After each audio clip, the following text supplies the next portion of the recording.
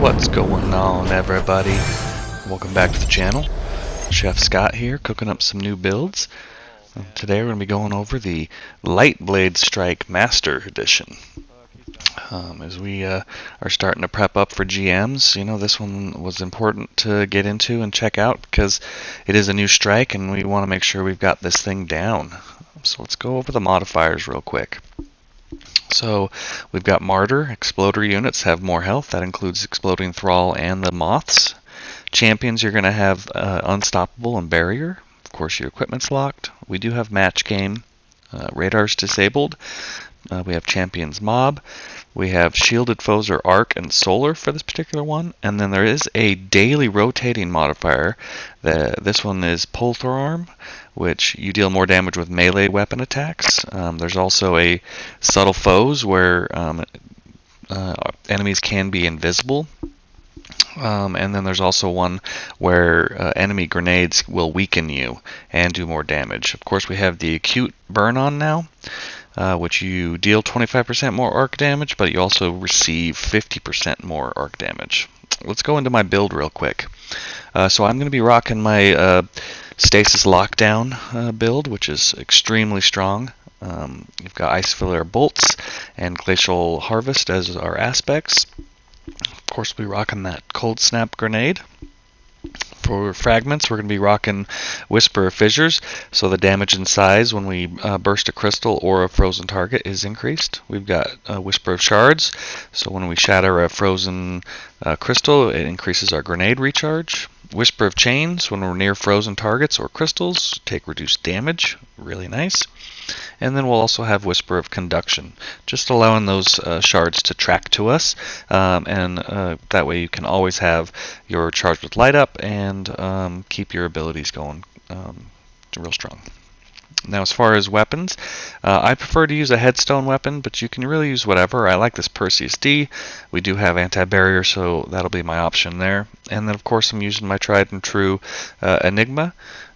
Super strong, really liking the Enigma, and it works extremely great with Stasis because it shatters targets really, really strong. As far as armor mods, I am working Power Preservation so I can make more orbs for my friends. We've got Font of Might going in there so we can take advantage of the Glacial Harvest and the Perseus. Of course, we're going to have Unstoppable Glaive, Anti-Barrier Scout, and then we'll have Elemental Shards so that our Glacial Harvest shards act as Elemental Wells. I highly suggest that you run 2 of the Thermoshock Platings, and then of course we'll have an Elemental Charge in there as well. That'll just help you with the arc damage that's going to be pretty intense in this. I am going to be rocking 1 Firepower, just to help keep that grenade up. We're going to be rocking a Recuperation. I'm going to pick up an Orb. It starts health regen, and of course we'll have a Rocket Scav. And then we'll be using Lucent Finisher, which is really important for this. There's a lot of champions and Hive Guardians, so we want to make sure we've got enough heavy just to take them out. And then Suppressing Glaive, which is also going to be extremely strong against those Guardians. Overall, this build is extremely strong. I'll be putting out a separate video on this particular build and what it does in the field. But let's take a look at our teammates and kind of take a look at what we've got. So we've got Mac, who'll be running a omnioculous hunter with both of his aspects onto the invis, so he can keep us invisible. A couple places in that particular strike where it's really needed. And then we've got Eternal running a Void Titan. He'll be running Banner, and he's got Precious Scars on, just for that instance where we need revives. He's got extra shielding, and of course he can take advantage of his blinding nade launcher to kill some grenades and get that burst of healing as well. But overall, that was our synergy. 1 Titan, 1 Invis Hunter that can make everybody Invis, and then my Lockdown Stasis Titan, or Warlock. Well, let's get into this thing and take a look at it. So when you first load in, ideally what you want to do is just move as a team. We like to cut right immediately, clean up all the adds. You do want to watch out for the Lucent Hive that are shielded, because when you break those shields, the moss will come after you, and that arc burn is extremely strong. The acute is no joke, and the boss will melt you. He's got one of the most brutal attacks with acute on. It's just incessant. You'll have 2 barriers to deal with here. You just need to clean out all the ads and then do a little bit of damage to the boss, and then the boss will go away. But overall, this first part's pretty easy. You can just move as a team and just go from right to left and just clean everything up. You'll also have some arc shielded knights going on in here as well. Now, in this particular run that we're running, we did have the grenade weakening modifier, so you'll see if we do get hit with a grenade, it's pretty brutal. The rotating modifiers daily is kind of a new thing with Bungie's new modifier system, and overall it does change the gameplay a little bit. So if you have the grenade modifier, really watch out for those smaller units because they will tank you up. If you have subtle foes, you won't see any of those in this first encounter, but you do start seeing them in the second encounter, where all the thrall, all the squeebs, and all the exploding thralls will all be invisible, which is kind of annoying. But once you encounter it a little bit, then at least you know what to watch out for, and you just have to be careful in those instances where you do have the thrall. In the second room, you'll have 2 sets of witches in front. Just slam those with your galleys just to get rid of them. And then you'll have a Lucent Hive Knight that you'll have to deal with. I'm trying to keep him suppressed with my glaive at all times, so he's not popping supers. And then we also have Eternal with a suppressor grenade as well. So we've got options to keep him down. We're all running Lucent Finisher, which is really nice, so it doesn't matter who's close to the champion or the guardians. You can all make heavy ammo for the team, so just really helps that you can just keep your heavy ammo full, and you don't have to try and position each other to make sure that one person can get it. Everyone's got the ability to finish for the heavy. You'll have 2 barrier knights that you just have to deal with here. Once you get the second barrier knight down, another Lucent Hive will pop up, and he'll come from where you spawned in. So make sure that you want to, at that point, kind of transition to the other side of the map. When he spawns in, you'll also get a mob of thrall. So again, if you have subtle foes, be watching for that because they will all be invisible. Feel free to, use a super here and just kind of clean things up while your teammates take out that last little Lucent Hive. Okay, perfect. Once you get these last 2 shielded knights down, then this encounter's over and we can move on to the boat section. And you'll see here that another reason I really like the suppression glaive is that it just really helps you out, just taking out some of those other kind of tankier ads because they won't attack you, and you can just sit there and melee them up. As you get into the boat section, you will have 2 barrier champions, one on either side. Just take those guys out, and then we will start up on the boat.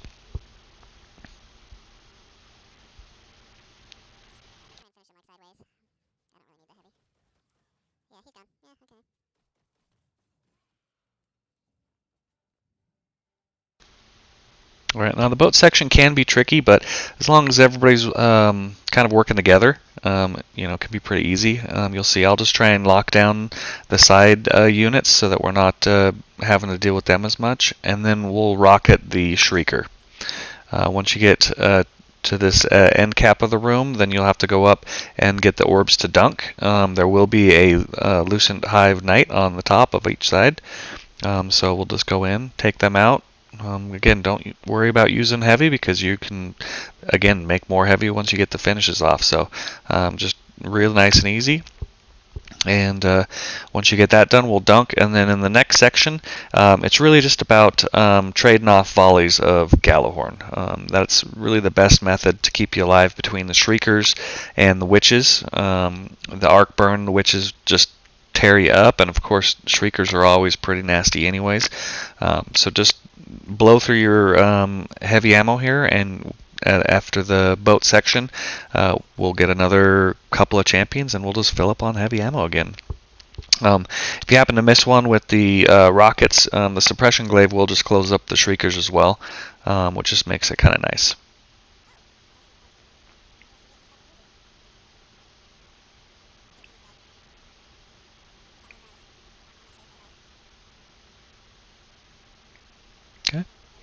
In this next section, there'll be a bunch of thrall that drop down on you. And you can either use a super to clean them up.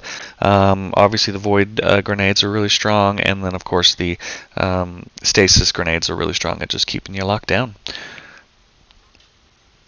Once you get through this part, then we're going to be heading to the kind of the little trial run area where you get that weighted darkness, and you cannot move very good. Alright, and this is going to be the first section where the hunter really gets to shine.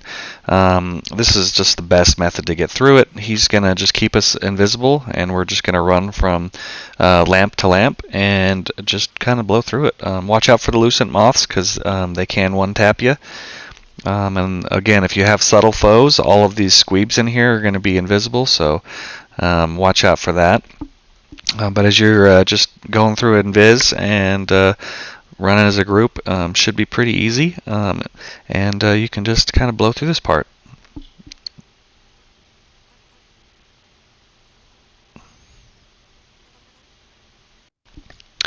Now after we get done with the trial run, then the next section you're going to go up into the cave. You'll have a bunch of scorn up there, and be mindful if you have the grenade modifier, because their purple grenades just destroy you, and it's just something to watch out for. After you get done with that, then we'll go on to the next section where you'll have 2 giant ogres fighting 2 unstoppable ogres. The boss will be there, and then of course you'll have a bunch of squeebs as well, so just be mindful of all of that. Again, if you do have the subtle foes, those squeebs in the next room will be invisible. And they do jump up onto the top of the cliff, and that's where we'll do most of the damage, is just up on top until we get all the ogres down, and then we will go finish the unstoppables, and then we will move ahead into the boss fight.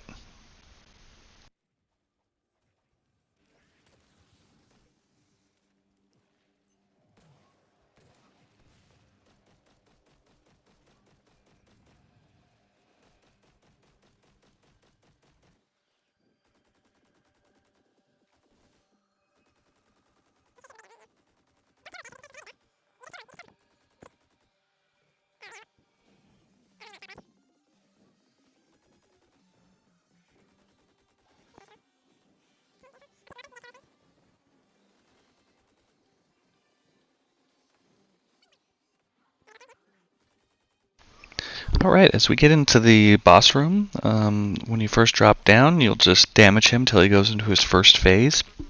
At each phase, you're going to get, a light Hive Guardian Knight with 2 shielded knights. You'll need to take those out. Once you get the 2 shielded knights down, then the boss will start roaming again. You'll also have a mob of adds and 2 barrier champions to deal with.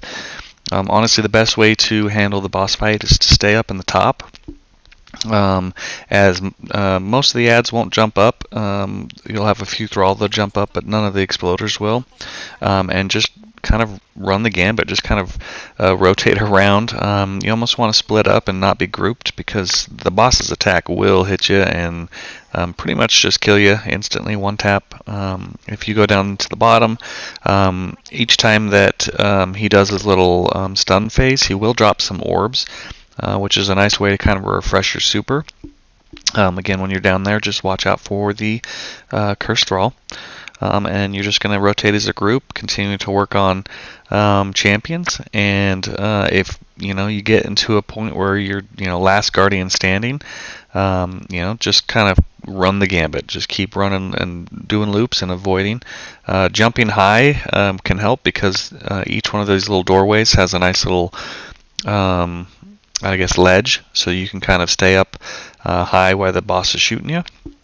But other than that, it's just rinse and repeat. He'll have 3 phases, and you'll have 6 total barrier champions between the phases, and 3 total light bearer knights. Once you get that last section down, just put everything you have left into the boss. Making sure you're finishing all these champions is really important with the Lucent finisher, so that everybody has heavy for final phase, because in final phase he does start to run extremely fast. Not only is his melee one hit, but his powered attack is a melee one hit, so you really have to avoid him in the last stand. But other than that, super fun little Nightfall. I'm really excited to try this one out on GMs when it comes out, but I feel like this is going to be one of the tougher GMs to get through, as again, the boss fight can just be a little chaotic, and having to get those reses can be a little challenging. But get out there, get that double loot this week. If you liked this video and you found it helpful, please give me a like and a subscribe. Good hunting, Guardians.